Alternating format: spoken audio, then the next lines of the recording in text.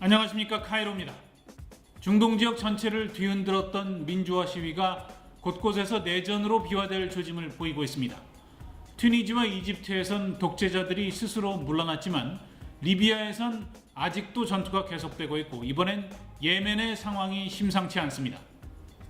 그동안 아랍권에 관한 국내 언론의 관심이 리비아에 쏠려 있었던 사이에 예멘에선 무려 7개월에 걸친 반정부 시위가 계속돼 왔습니다. 지난 주말 수도 사나에서 벌어진 대규모 반정부 시위 과정에서 무차별 발포가 있었는데요.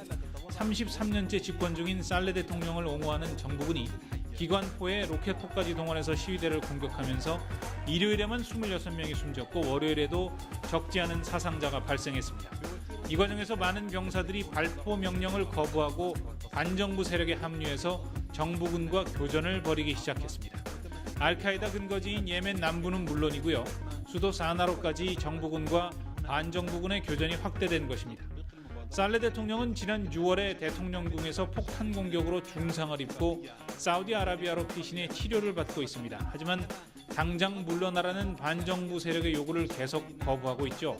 살레 대통령 측이 권력 이양 협상을 제안한 상태지만 이게 제대로 될 가능성이 별로 없어 보입니다. 리비아에 이어 예멘마저도 내전이 본격화할 가능성이 점점 높아지고 있는 상황입니다. 리비아에선 나토 공습을 주도하며 시민군을 적극적으로 도와왔던 서방 국가들의 도덕성이 도마에 오르고 있습니다. 미국과 영국 등 서방 국가들이 정보기관을 동원해서 카다피 정권과 긴밀하게 협력해왔던 기밀 서류들이 발견됐는데요. 이 문건에 따르면 미국과 영국 정보기관들이 카다피 측에 반카다피 성향 반체제 인사들의 정보를 제공하고 일부 용의자들의 신병을 넘기기도 했던 것으로 나타나고 있습니다.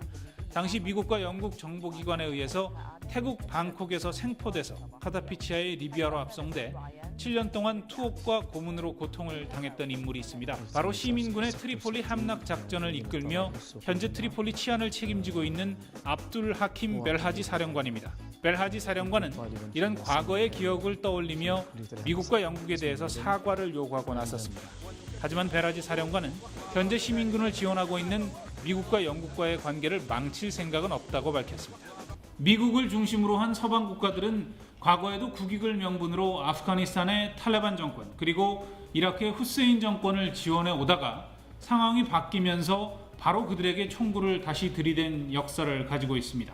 이번 리비아의 경우도 크게 다르지 않습니다. 서방 국가들이 표면적으로는 정의와 인권을 앞세워서 시민군을 지원했지만 이 카다피와의 밀월 관계가 하나둘씩 드러나기 시작하면서 석유를 포함한 각종 이권 앞에서는 언제라도 동지에게 등을 돌리고 또 적과도 손을 잡을 수 있는 자신들의 속내를 드러냈다는 평가를 받고 있습니다.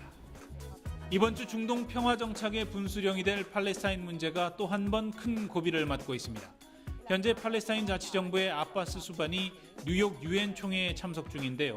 몇 년간 계속된 이스라엘과의 평화 협상에서 별다른 성과를 거두지 못하자 직접 유엔에 팔레스타인을 정식 회원국으로 받아달라는 승인안을 제출하기로 한 것입니다. 당연히 이스라엘은 강력하게 반발하고 있고요. 부시와는 다른 중동 정책을 추진하겠다던 오바마 행정부 역시 이 문제에 있어선 부시 행정부와 별다를 게 없어 보입니다. 겉으로는 평화협상 복귀를 촉구하고 있지만 미국 내 친이스라엘 세력의 강력한 로비에 밀려서 팔레스타인 독립국가 승인을 주저하고 있는 모습입니다. 반면 중국과 러시아, 브라질 그리고 유럽의 몇몇 나라들은 팔레스타인 독립국가 승인안을 강력히 지지하고 있습니다. 하지만 이번에도 독립국가로 가는 길은 열리지 못할 것으로 보입니다. 안보리 상임이사국인 미국이 결국은 거부권을 행사할 것이 분명하기 때문이죠. 이렇게 되면 이번 유엔 총회 이후가 더 문제가 될 수도 있을 것 같습니다. 이스라엘이 이번 건을 문제 삼아서 팔레스타인에 대한 강경 대응에 다시 나서게 된다면 시민혁명 이후에 안 그래도 확산 일로를 걷고 있는 반미 반이스라엘 감정에 다시 불을 붙이게 될 수 있습니다. 이렇게 되면 중동 지역 전체가 시위 물결에 다시 휩싸이면서 극심한 정정 불안이 빚어질 가능성이 높아진다고 할 수 있겠습니다. 이처럼 팔레스타인 문제를 둘러싼 어려움을 표현한 이곳 언론의 만평을 한번 보시겠습니다. 팔레스타인 독립국가 승인 문제에 찬성 입장을 보이고 있는 반기문 유엔 사무총장이 태권도복을 입고 이스라엘 국기가 걸린 장벽을 맨손으로 내리치고 있습니다. 국제사회의 여론은 팔레스타인에 우호적이지만 유엔 안보리 상임위에서 거부권을 갖고 있는 미국의 강력한 지원을 받고 있는 이스라엘의 반대를 극복하기가 그만큼 어렵다는 것을 상징하고 있습니다. 이집트에선 그동안 계속 미뤄져 왔던 의회 선거가 오는 11월 21일로 확정됐습니다. 이렇게 되면 이집트 국민들은 무바라크 30년 독재 몰락 이후에 처음으로 민주적인 자유선거에 참여할 수 있게 됩니다. 문제는 새로 만들어진 정당만 수십 개에 달할 정도로 극심한 정치적 혼란을 겪고 있고 치안부재로 강력 범죄가 10배 이상 늘어나고 있는 상황 속에서 선거가 제대로 치러질 수 있겠느냐는 걱정들이 많다는 점입니다. 특히 선거를 앞두고 이스라엘 대사관 피습 사건을 핑계로 무바라크 시절 이 정적을 탄압하는 데 악용됐던 비상조치법을 부활한 데 대한 비판이 고조되고 있습니다. 이 만평은 과도 정부의 샤라프 총리가 비상조치법 부활을 발표하자 저 사람이 과연 시민혁명으로 만들어진 과도 정부 총리인지 아니면 무바라크의 끈앞풀인지를 묻고 있습니다. 또 다른 만평은 민주화 조치 이행과 희생자 보상 문제엔 관심도 없던 과도 정부가 발빠르게 비상조치법을 부활한 것을 비판하고 있습니다. 시민혁명 희생자 가족과 빈민들이 최소한의 보상이라도 받으려면 외국 대사관을 공격해서 국기를 끌어내리는 편이 낫겠다고 비꼬고 있습니다.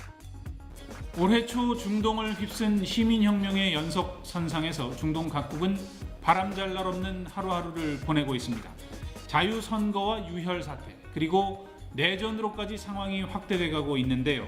아랍권의 역사가 과연 어느 방향으로 전개될지 추이를 면밀히 지켜봐야 할 것 같습니다. 카이로 브리핑 오늘은 여기까지입니다.